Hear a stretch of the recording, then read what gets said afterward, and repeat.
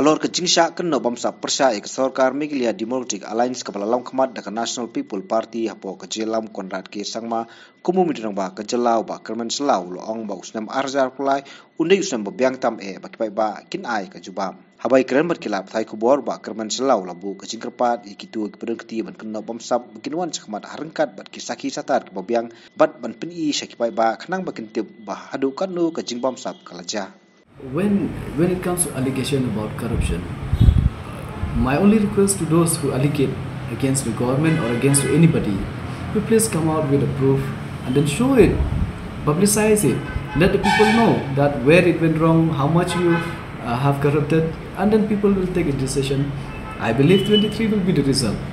So for that, I would like to request anybody who feel that who's involved, please come out with the reports and people will give the answer for that. People are very wise. That's all I can say. People are wise. They know whom to choose, when to choose, and how to choose. So I believe 23 also will be in favor of especially we UDP.